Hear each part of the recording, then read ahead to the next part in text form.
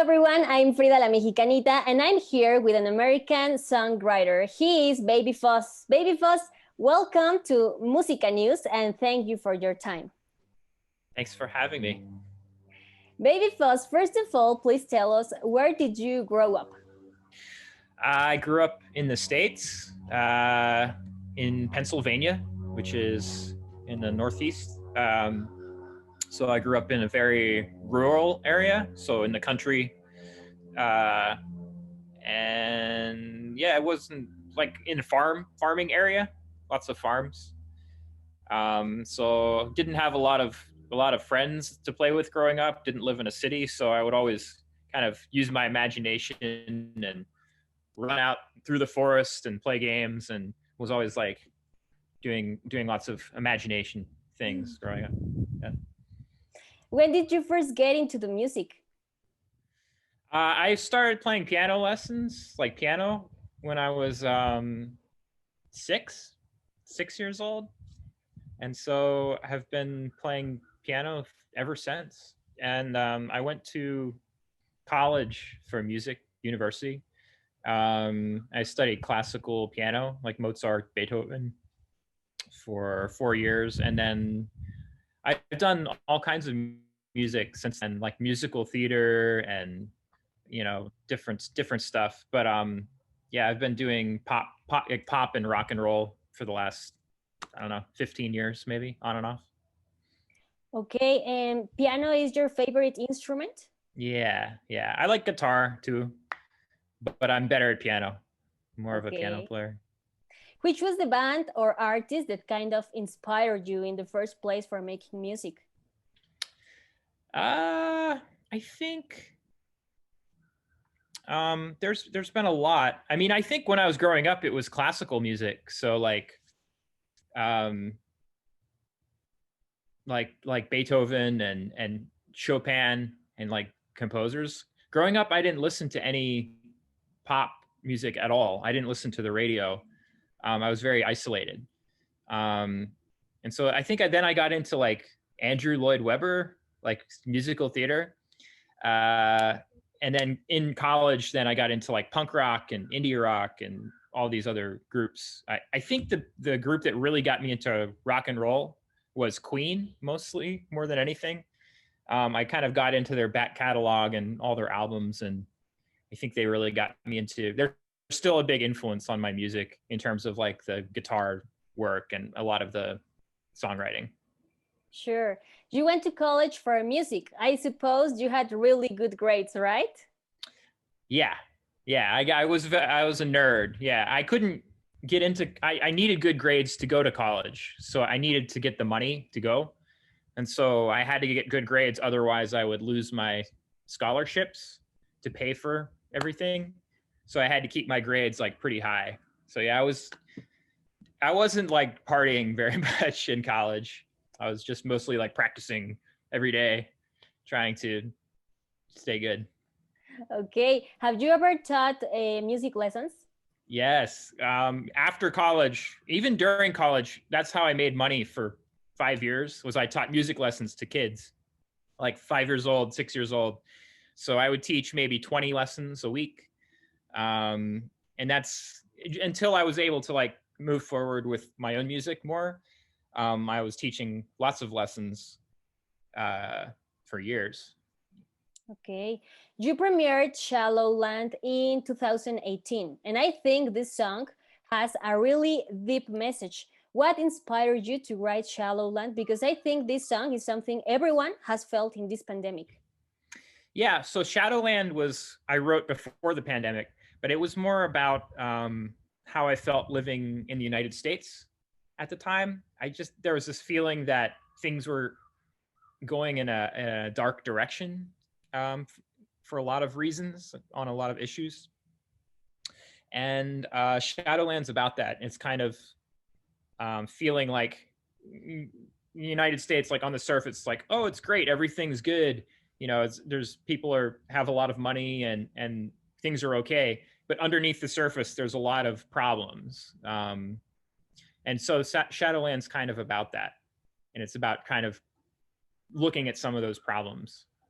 And how you changed your feelings in your life?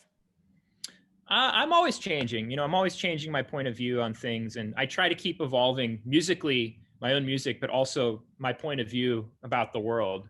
I think it's important. As you get older, I'm not as young as some other artists, but I try to keep moving forward and pushing myself to think outside the box and think about issues. Even with my music, like when I started making music, I was just making songs. I wasn't really thinking about like a message behind any of the songs, but sometimes now I try to talk about social issues or the environment or politics or just a song. But I try to write music about certain things now. Okay, and you More are more so. doing just great. In this video, in Shallow Land, you worked with Being He, the director of photography. How was this all filming experience for you? So Shadowland, the video was very cool because I found Bing He, who is a DP in Los Angeles, director of photography, and I had this idea for a video already in my head, and I was like, "This is what we're doing." So basically, I directed it, and my friend Alex put on this giant costume, the big, looks like the Grim Reaper Totally or dark. something. Yeah. Yeah, a dark guy. And so he wore this costume, and then we just walked around Los Angeles all day and shot all this footage, and then I edited it later. So basically, I directed it and edited it, and then Bing did the photography on the shoot. So it was one day. It was really easy, and it was a lot of fun. But yeah, I had this idea for years about this video that I wanted to do, and so I I really did it. love this video. Thanks. Thanks. Before It's I actually, was yeah, it's the only video out of all my videos that I kind of did most of the direction and the editing on. All the other ones, there was more collaborators helping out. It's amazing. Thanks. Before Our Time was out on November 2020. You worked with here with LP. Can you Yeah. tell us how did you feel in this whole process of Before Our Time? Yeah. So LP, I've known her for a while. So I wrote a song with her a few years ago, like 2017 maybe, for her album. She was working on an album and writing with different songwriters. And so I wrote this song, and it didn't come on her album. It was just sitting around on my computer.